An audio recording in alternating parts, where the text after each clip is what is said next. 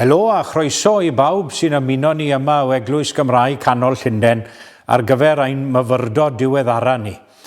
Very warm welcome to everyone who's joining us here at the Welsh Church of Central London for this, our latest bilingual meditation. And we begin, as ever, with a brief word of prayer in Welsh firstly, followed by English. Felly, gawn ni droi at yr arglwydd nawr mewn gweddi, cydweddiwn.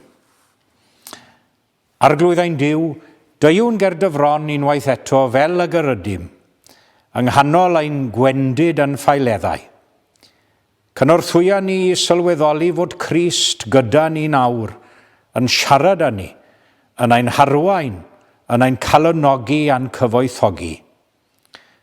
Lord our God, we come before you once more just as we are, in our weakness and in our failings. Help us to realize that Christ is with us now, speaking to us, leading us, encouraging us, and enriching us. Deuwn yn ei enw glân a sanctaidd ef. Amen. Wel, mae llawer o gapeli ac eglwysi Cymru yn dathlu Dydd Gwyl Ddewi y Sul arbennig yma, dwi'n siŵr. Ond gan ein bod ni yn dychwelyd i'r adeilad hwn yr wythnos nesaf gobeithio, byddwn yn defnyddio'r achlysur I ddathlu gyda'n gilydd pryd hynny. Next week, we'll be able to celebrate St. David's Day together as we meet physically as a church once more, hopefully here. But today, I'd like to draw your attention to some words found in the 18th chapter of the book of Acts. Rhai o'r geiriau mwyaf cysurlawn am hwn I yn y Beibl I gyd, oherwydd yr wy fi gyda thi. For I am with you. And to put these very comforting words in their context, Paul was about to be brought before the Roman governor Gallio, and the Jewish officials were hoping that they'd persuade Gallio to condemn Paul to death. Ac o fewn y sefyllfa a'r cyd-destun yna, argyfwng yn wir y mywyd Paul, fe ddaeth geiriau'r arglwydd Iesu ato mewn breuddwyd neu drwy weledigaeth, fel mae'n dweud yn yr adnod blaenorol, yn ei gysuro a'i galonogi I barhau gyda'r gwaith a hynny'n ddi-ofn. And aren't these some of the best, the most reassuring yet simple words that Jesus could speak? For I am with you. For Paul to know that Jesus was with him, approving, supporting, and defending him, I'm sure that meant everything to him, especially at this particular time in his life. Blynyddoedd yn ddiweddarach roedd Paul yn gallu dweud gydag argyhoeddiad anghyffredin oherwydd mi wn pwy yr wyf wedi ymddiried ynddo, ac rwy'n gwbl sicr fod ganddo fallu I gadw'n ddiogel hyd y dydd hwnnw, yr hyn amddiriedodd I'm gofal. Even under the worst circumstances imaginable, Christians throughout the centuries have found the greatest comfort from knowing that Jesus is with them, spiritually speaking. You remember one of his final farewells to his disciples and followers, Lo, I am with you always. A dyna'r hyn dwi am I chi ystyried am ychydig heddiw, a ffaith cysurlon a diolchgar yma fod Iesu gyda ni. For I am with you, firstly, to me implies his presence.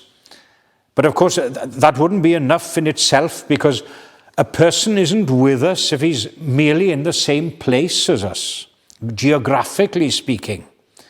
He could be with us in the capacity as a mere onlooker or a mere spectator. I am with you also expresses his sympathy I gydymdeimlad â ni. But I believe that these words, I am with you, also have a deeper significance in this context. It also involves help or cooperation as well. He's working with you on your side. Presence, sympathy, cooperation, presenoldeb, cydymdeimlad, a chydweithrediad. Dyna 3 ffen os mynwch chi eich ystyriaeth heddi. A gobeithio y sylweddolwn ni o wirionedd y geiriau yma a'n ein profiadau personol ni wrth adansoddi'r testun. Therefore, firstly, the words, I am with you, they leave no doubt at all of the presence of Christ, presenoldeb Christ. Is there anything more comforting and calming in the middle of any difficulty or danger in life to know that there's someone there for you, by your side or near at hand, rooting for you, as we say? Mae presenoldeb ffrind neu frawd neu chwaer, priod neu gymar. Mae'n wych o beth, ond yw e. Ond does dim byd i gymharu a phresenoldeb ddwyfol Iesu.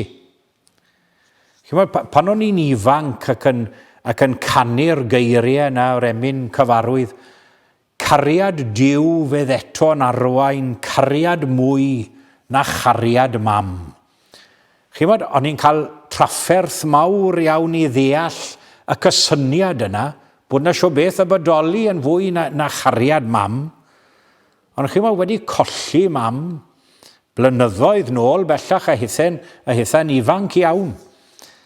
Rwy'n gallu uniaethu'n well gyda'r geiriau rhywsut, dal fi'n agos at yr Iesu i hyn fod dan y groes, ynddo fe. When we're told, as we read in these words, that Jesus is with us, we realize that this is a presence which makes us happy and glad as well. You know, we see some people with money, some people with vast amounts of money, but you know, they're not necessarily happy, are they? We see some people with great honor and standing in society, but they're not happy, some of them. We see people in places of power, great influence, but they're not necessarily happy. Chymod, dwi ddim wedi cwrdd â lot o Gristnogion sydd ddim yn hapus. Not that we're always happy as Christians. We can all feel low and downhearted at times. Depression comes to anyone and everyone. But the words, I am with you, speak of the presence of someone who brings delight in their company. And you know, I often think if we're unhappy, low, depressed, it might well be because we've strayed away from Jesus' company and his influence in and on our lives.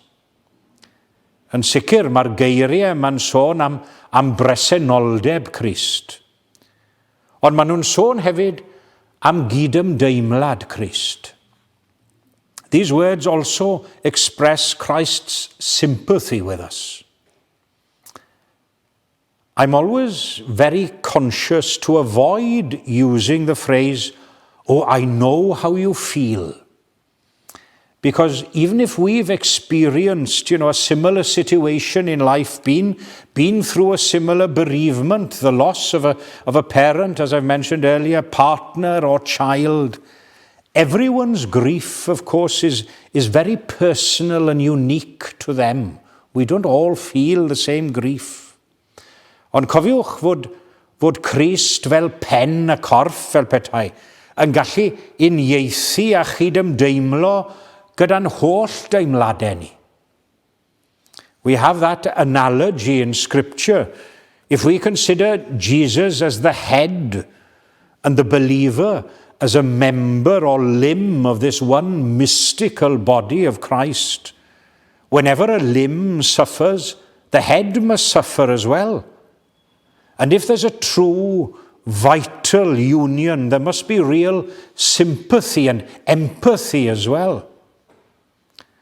Wrth gredu hyn a derbyn hyn, onid y cydymdeimlad cyntaf dylech chi chwilio amdano mewn unrhyw amser o ofid neu alar neu drafferth mewn bywyd yw cydymdeimlad Iesu. Eto, fel soniais yn barod, mae'n hyfryd i gael cydymdeimlad cyfeillion a theulu, wrth gwrs, ond colli reini'n fuan iawn, fel mae Eben Fardd yn dweud yn ei emyn, ac fe ganodd hwnnw wedyn ni o brofiad personol iawn, pwyso ar Iesu, meddai ynddo fe. Dyma'r cryfder sydd yn dal y pwysau i gyd. And remember also that Jesus doesn't necessarily look for extraordinary occasions or situations in which to sympathize with us, although he does it particularly well at those times. But he's with us through the thick and thin, the big trials in life, and during the small adversities as well. Seek him then, all the time. Felly, wedi ystyried presenoldeb Crist, cydymdeimlad Crist, y peth olaf sy'n gael ei awgrymu o fewn y geiriau yma yw cydweithrediad Crist, the cooperation of Christ. That's the third point, which I believe is implied in the words, I am with you. And that's exactly what Paul needed at that particular time. He'd come to Corinth to preach, and we read in verse 9 and 10 these words. And the Lord said to Paul, do not be afraid. Do not be afraid, but go on speaking. And do not be silent, for I am with you. Arwy fi gyda thi. I am with you, for I have many in this city who are my people. Odych chi'n teimlo eich bod chi wrth eich hunan weithiau? Hynny yw yngwaith yr arglwydd ni, yr ychydig rai mae'n ymddangos weithiau sydd ar ôl yn llyfurio yngwaith ac yngwynllan yr arglwydd. Ond mae Iesu yma gyda ni, yn cydweithio ac yn cydweithredu â ni. Hynny yw, ar yr amod wrth gwrs ein bod ni'n cyflawni i waith ef, nid ein gwaith ni ein hunain. If we're doing his work, Jesus will be here with us. On the other hand, of course, if we're following our own agenda, doing what we think should be done and how it should be done, well, don't expect him to give his blessing on the work then. Pray for the guidance of the Holy Spirit at all times. Os yr arglwydd nid adeiladau ti, ofer y llyfuriau yr adeiladwyr wrtho. Os yr arglwydd ni cheidw y ddinas, ofer y gwyliau ceidwad. Any worker who's really absorbed and immersed in their work won't really mind what their fellow workers say or think about them. But if the boss comes along then, doesn't he, and says, well done, my good and faithful servant. You remember those words? That's commendation indeed. That's what's needed to spur us on. Ydy e gyda chi? Is he with you? Mae'n cynnig ei gwmni, cofiwch, mae'n cynnig ei gwmni dim ond i chi ymddiried ynddo, a chynnig eich gwasanaeth iddo. Ac mae yna siawns hefyd y cliw ni gyd wedyn ni. Geiriau'r arglwydd yn dweud wrtho ni, paid ag ofni, ond dal ati i lefaru a phaid a thewi, oherwydd yr wy fi gyda thi. A hynny gogoniant i'w enw. Amen.